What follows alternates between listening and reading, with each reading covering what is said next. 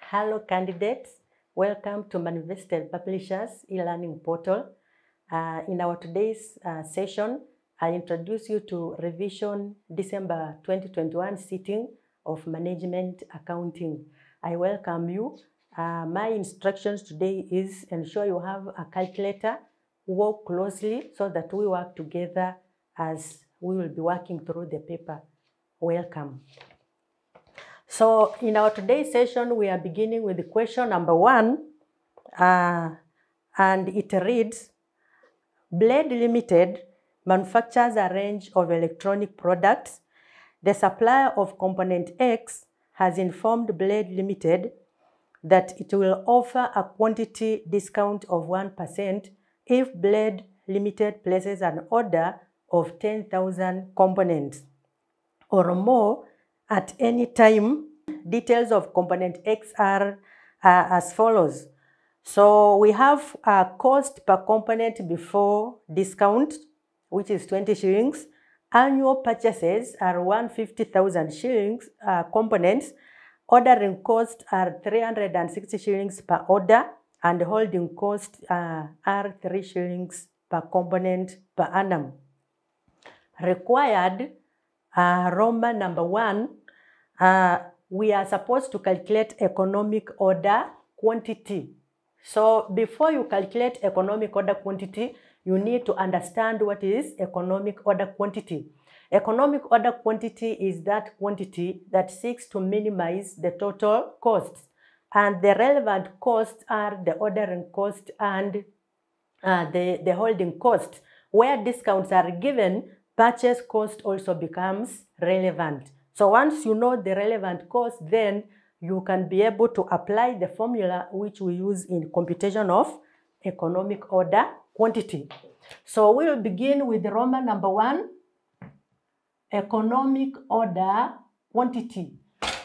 We use the formula square root 2 DC naught over CC, where D is referring to the annual demand, CO is referring to ordering cost per order, and CC is referring to carrying cost or holding cost. So what we need to determine is what's D? What's D in the question? So we were told that the annual purchases were 150. So we have 150,000 components. Then CO is the ordering cost per order, which is 360 shillings per order. And we also have to determine C, which is already given, and that is 3 shillings. Then we simply substitute that into the formula, and we'll be able to find economic order quantity. So we'll have 2 times 150,000 multiplied by 360 divided by 3.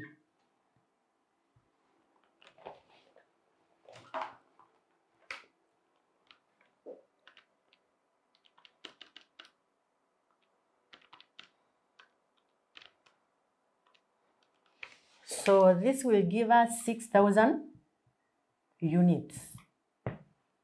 And this is the EOQ, 6,000 units. Then Roman number 2, we are asked to calculate the annual ordering cost and holding cost of inventory of component X using the economic order quantity, which is the EOQ computed in 1 above. So we say that the main relevant costs in computation of EOQ are the ordering cost and the holding cost. So how do we calculate ordering costs? So ordering costs equals annual demand divided by order quantity. So according to our question, the order quantity here is the EOQ. Then we multiply by the carrying cost per order, which is denoted by CO. So mathematically, this can also be written as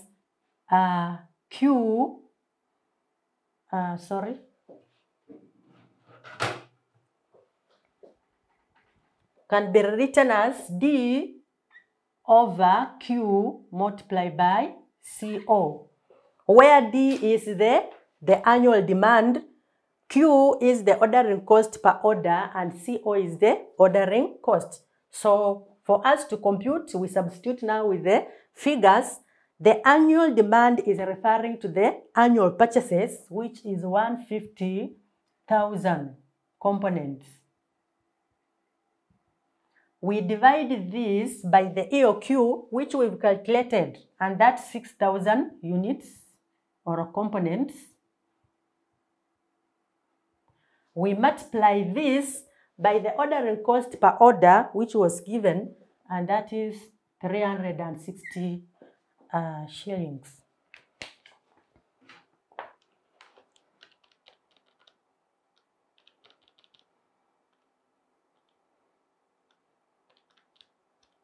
And this will give us 9,000 shillings. This is our ordering cost.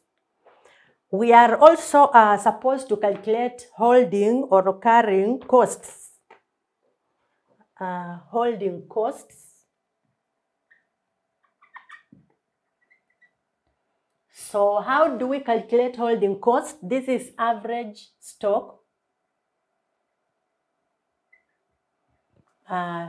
multiply by carrying costs per unit per annum.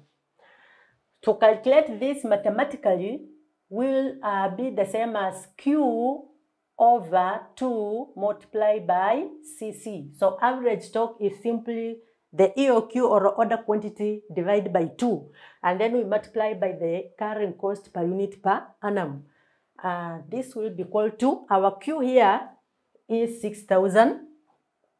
So we have 6,000 components. Divide by 2, multiply by carrying cost per annum is given at 3 shillings.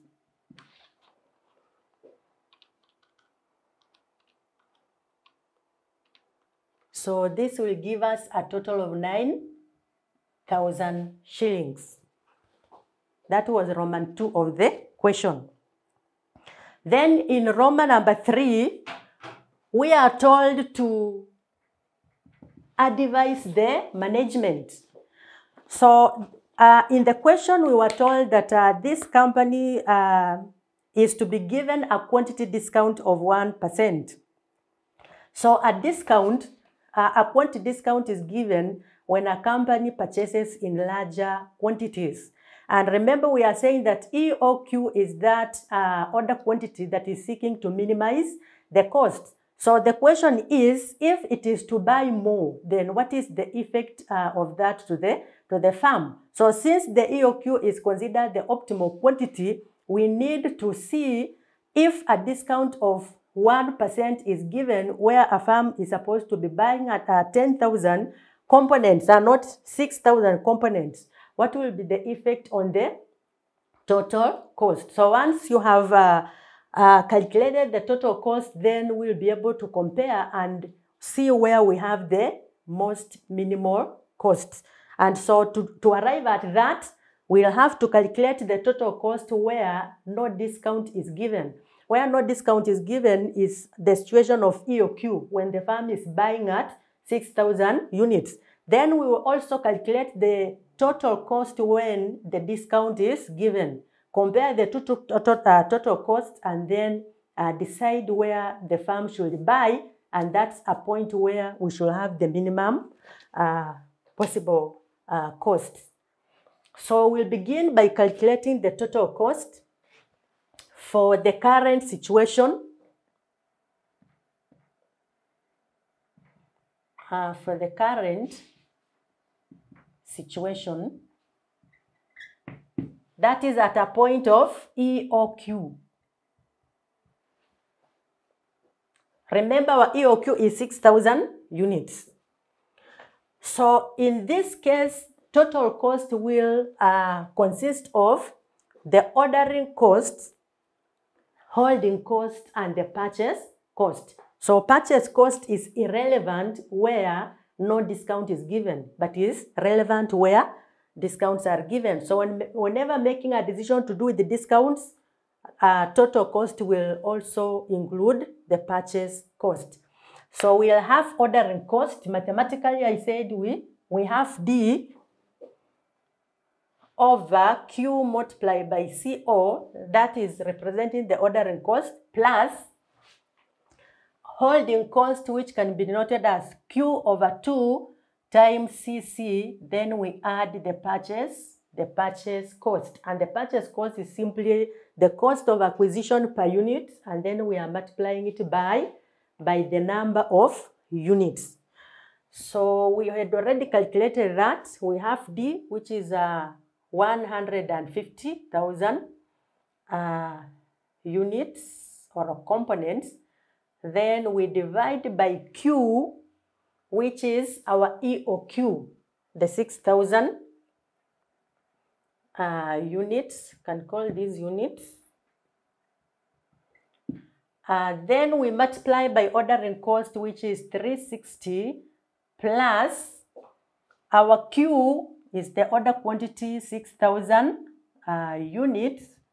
We divide by 2 times 3 shillings, which is the current cost, plus 150,000 units, multiply by the purchase price. We were told that the cost component before discount is 20.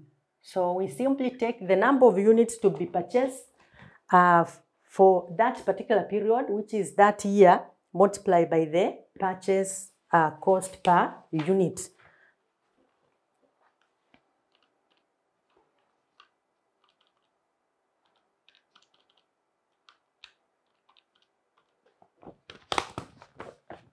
So this is 9,000 shillings.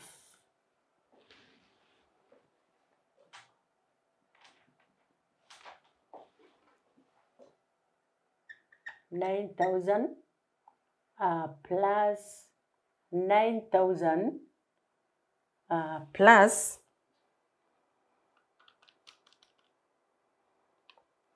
so 150 times 20 will give us 3 million. 3 million shillings. So when we add this is 3,018,000. So that is the total cost when the discount is not given. That's where the firm is purchasing at 6,000 units. So if this firm continues to buy this is the cost that it will be incurring every year. We also calculate the total cost when the discount is given. So remember, whenever a discount is given, it is reducing the purchase price so that the buyer buys at a lower price than that normal price. So we were told that a discount of 1% is to be given, and if a discount of 1% is given, then it means it will lower the normal price, which is 20 shillings by 1%. So in other words, we are to calculate 99% of 20, and that will be the purchase price in case a discount of 1% is given. So the formula for total cost still remains. So we'll have TC equals to that. And so to replace that, we are calculating this is total cost when a 1% discount is given.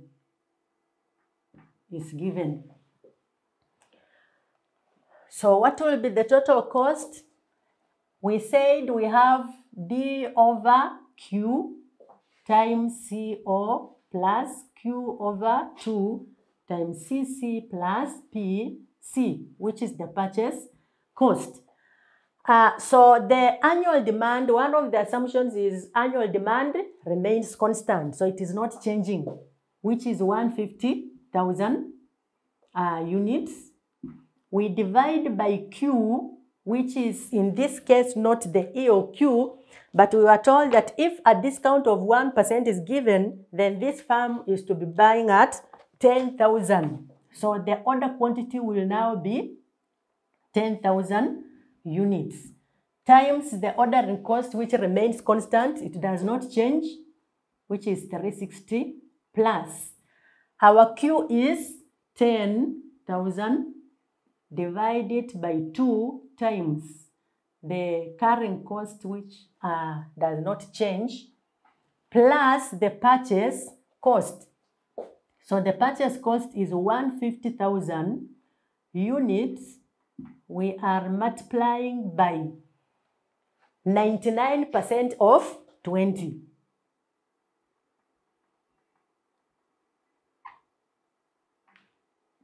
So that will give us the total cost.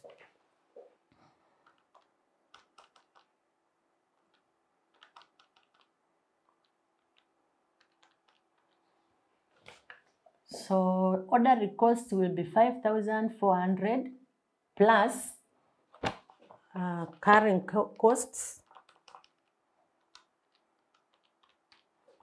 plus 15,000. Those are the carrying costs. Then plus the purchase cost, which is 99% of 20 times 150 plus 2,970,000. So the total cost will be equal to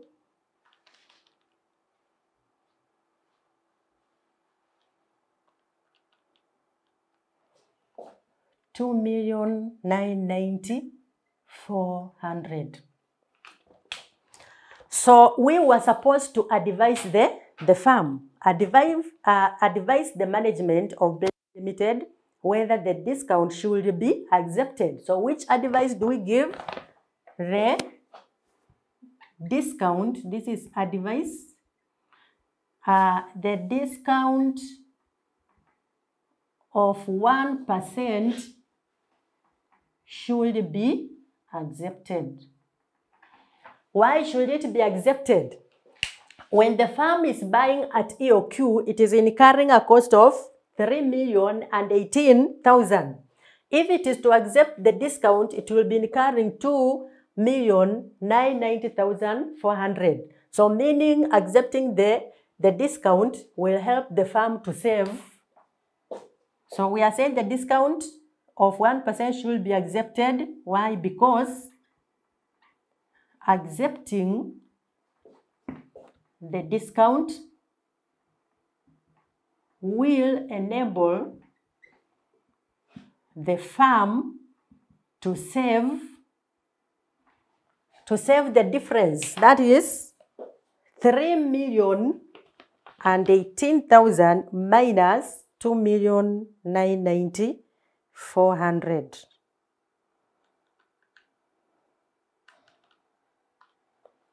Which is 27,600.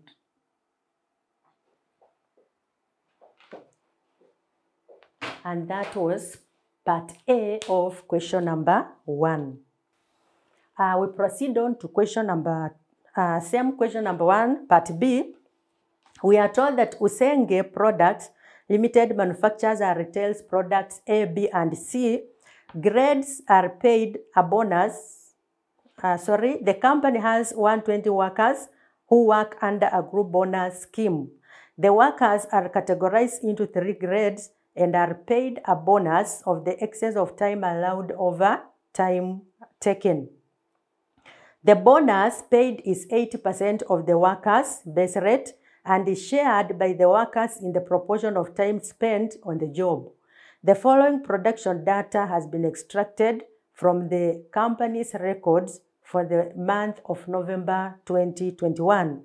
So we have been given the product, we have units produced and time allowed per unit, which is in minutes. We also have grade of workers, number of direct workers, basic rate per hour and hours worked per worker. Required, Roman number 1, percentage of hours saved to hours taken. So group bonus is that scheme that enables workers to work in teams or in groups. We have jobs which cannot be done by one person, and when we have such jobs, like we have continuous production of a specific good, workers are put into teams or groups. In this case, grades, so that these groups work together to help continuity in the production of that particular good. And so when such happens, a bonus is given when workers have been efficient so that they have time saving. And when we have time saving, it means they are producing more goods than what they are required to produce. So we have firms that reward such when it happens, so that those who are most efficient are rewarded. And the reward in this case is what we are referring to as the bonus. So how do we calculate bonus? Bonus is simply where we are looking at what was the time allowed and what was the time taken. So the difference between what was allowed and what's taken will give us the bonus hours. And once we know the bonus hours and how payment is to be done, then we calculate the bonus payment of each grade of the worker. So we will solve that.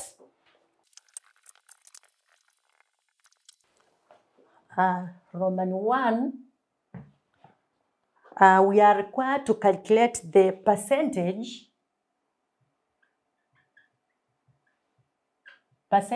of hours saved to hours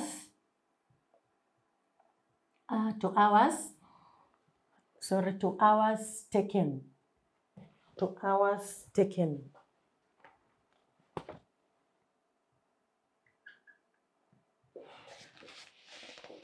So we are saying that bonus hours equals time allowed minus time taken. How much time are you allowed to work and how much time have you taken? Any saving is the bonus. Meaning, when you have that extra time, you are able to produce extra goods using that extra hours that you have saved, and therefore we reward you on that. So according to this question, we are supposed to calculate the time allowed.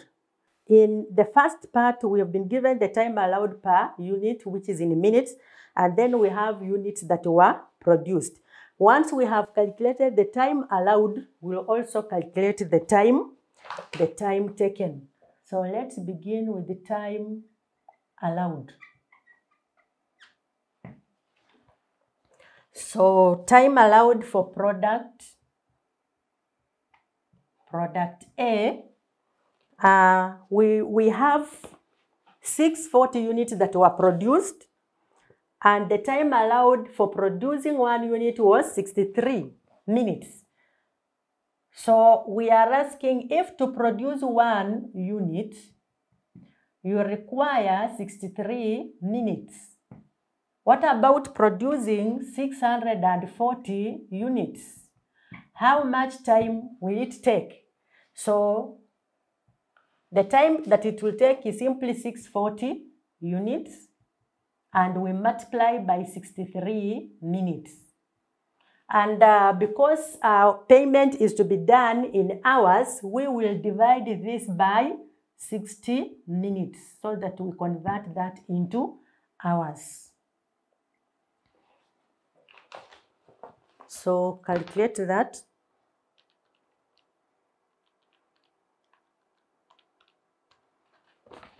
This will give us 672 hours. Do the same for product B.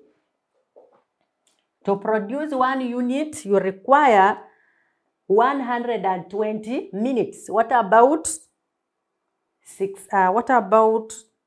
1,280 units?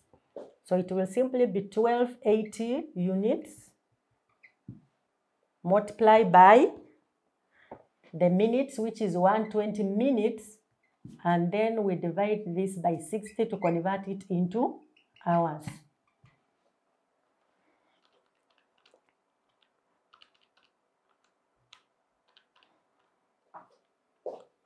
This is 560 hours. Then product C, to produce 1 unit, we require 100 minutes. What about 2,400? So we'll have 2,400 units times 100 minutes divided by 60.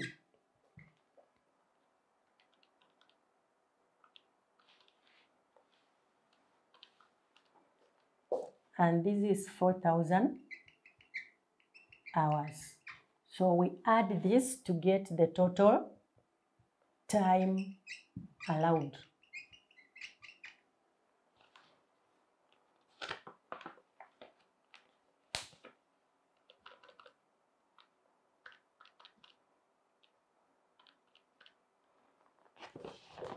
This will be 7,232 hours. So that's the total time to be allowed. So that's the total time allowed. We do the same for time taken. How much time will be taken? So time taken is referring to the time taken by each worker. So the workers were divided into 3 grades, and then we have grade number 1. So we'll begin with grade of worker. We begin with grade of worker 1. So when we look at that table, we have grade of worker, we have number of direct workers, and we have hours worked per worker. So for grade 1, we had 40 workers, and each worker was working 30 hours per day.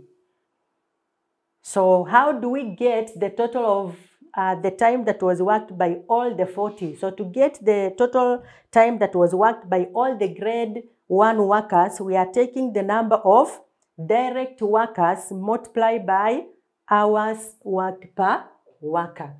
And that will simply be 40. I can write the formula. Grade per worker. So time taken will simply be equal to number of direct workers multiplied by hours worked per worker. And so for grade 1 workers, the number of direct workers were 40. So we have 40 workers multiplied by the hours that were worked by each worker.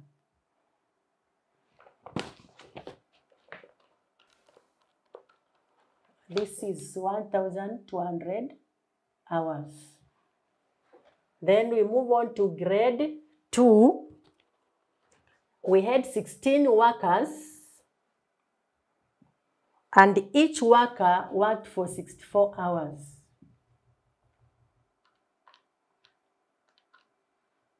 So this will be equal to 1,024 hours. Grade 3, we had 64 workers, and each worker worked for 50 hours. This is 3,200 hours. Then we get the total time taken. So this will be equal to 5,424 hours. So remember, we say that bonus hours equals time allowed minus time taken. So we have total time allowed, which is, this is bonus hours, will now be equal to 7,232 hours minus time taken, which is 5,424 hours.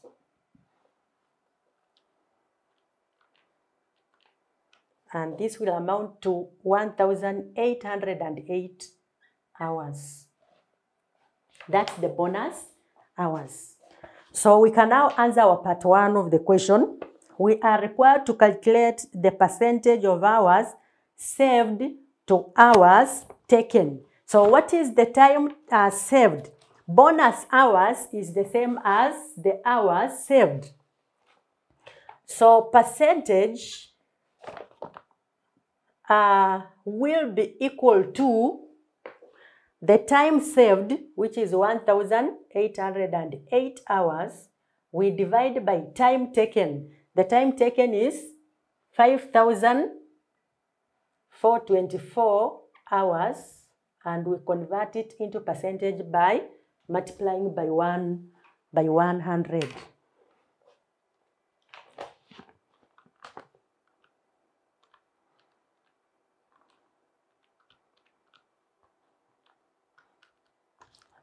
This will give us 33.33%. It will give us 33.33. So you will have answered part 1 of that question.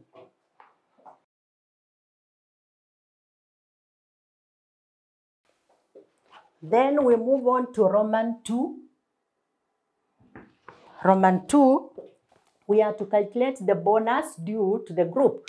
So we already have the hours that was saved that has enabled us to calculate the percentage. So this percentage is normally known as the proportion.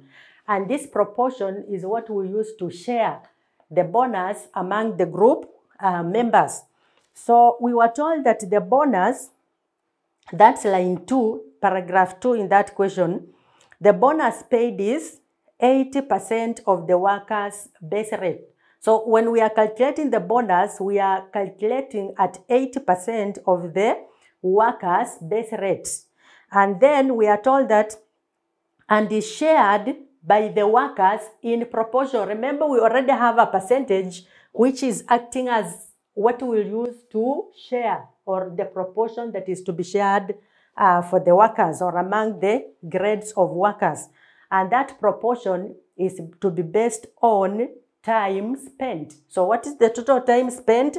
For each group, we have grade 1, grade 2, and grade 3. So to calculate the bonus, we are calculating it as follows. This is bonus due to the group. Bonus due to the group. We begin with grade 1. So how are we computing the bonus? The proportion, which is 33%. So it is 33.33%. This proportion is to be calculated on time taken, which is 1,200 for grade 1. Then it is to be calculated at 80% of the base rate. The base rate for grade 1 workers was 300 shillings. So we calculate that.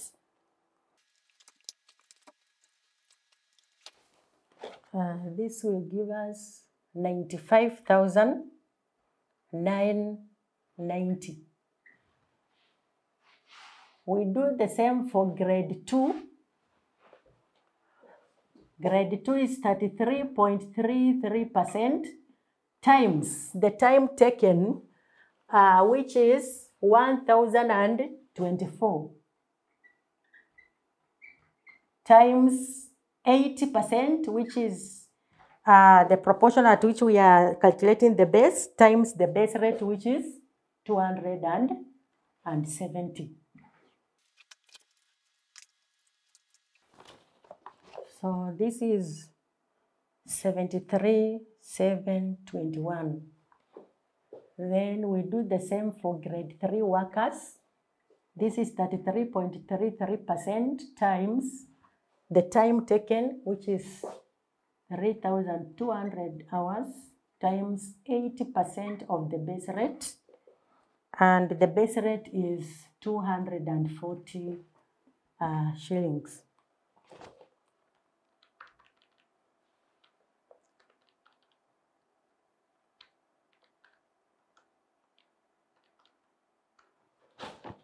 So this is 204,780. So to get the bonus due to the entire group, we now get the total bonus, which is the total of all the grades, and that is 95,990 plus 73,721 plus 204,780.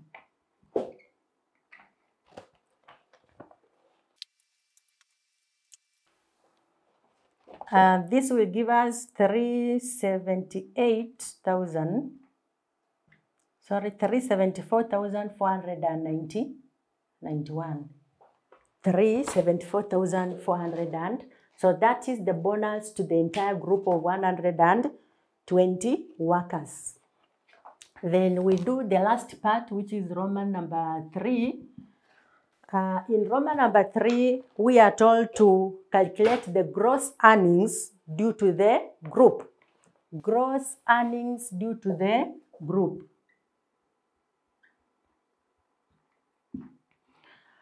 So gross earnings include all the elements of labor that are found in that particular question. So what are the main elements of labor in this case? We only have 2. We have calculated the bonus, and we need also to calculate the basic pay. So once we have the basic pay and the bonus, that will amount to what we are referring to as gross earnings. And so we can have it in this form. So we'll have grade 1. We are calculating we'll have the heading of basic pay. And then we'll have the bonus, which we've already calculated. And this will give us the total. Basic pay, bonus, plus total will give us the gross earnings. So for grade 1 workers, how do we calculate the basic pay? Basic pay is calculated on the time taken. What was the time taken for grade 1? It was 1,200. That is 1,200 hours times the basic rate per hour. The basic rate per hour for grade 1 was 300 shillings. I can remove this so that I add it later. Basic pay is 1,200 hours times 300. So this will be 1,200 times 300, which amounts to 360,000. Then grade 2, the time taken is 1,024. So we have 1,024 hours times the basic rate per hour for grade 2 workers was 270.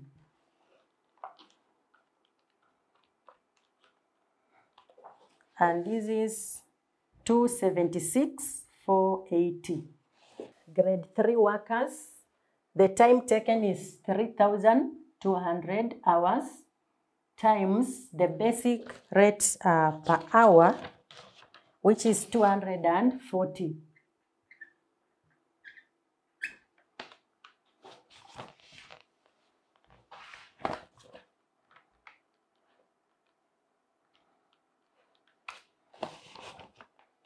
So this is 768,000, and then we get the total, and that is basic pay for the entire group.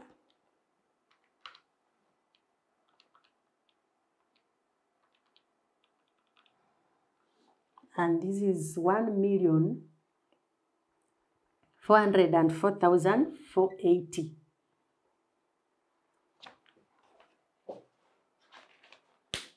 So once we have the basic pay and the bonus, we can now calculate the gross pay.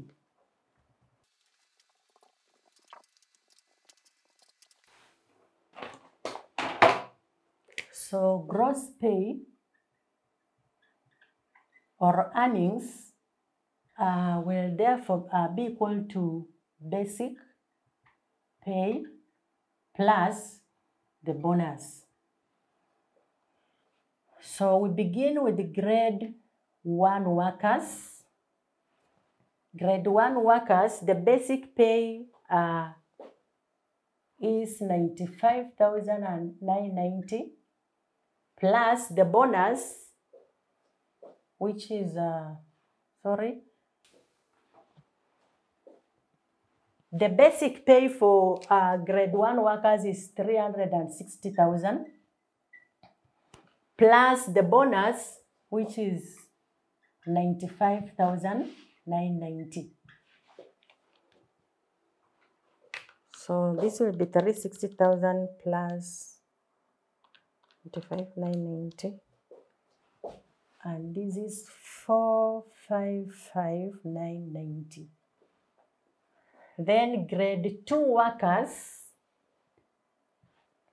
the basic pay is 296,480 plus the bonus pay, which is 73,721.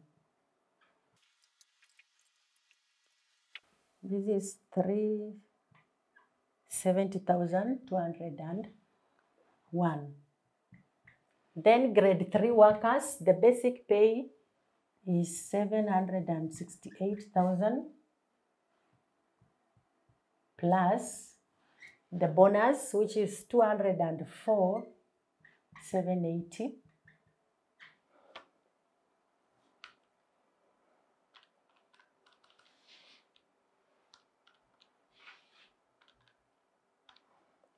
So this will be 972,780.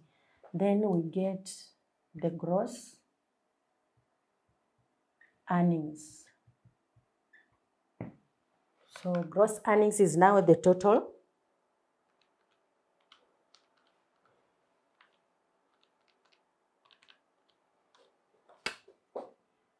Which is 1,798,971. And that was about question number 1. So in summary, you can also work on other methods, like when we have been given other methods of computing remuneration, like using graduated scales or guaranteed minimum pay, where we have piece rate, etc. You can revise on that so that you are perfect on that before you sit for your exams. And bye-bye. Let's meet in the next session.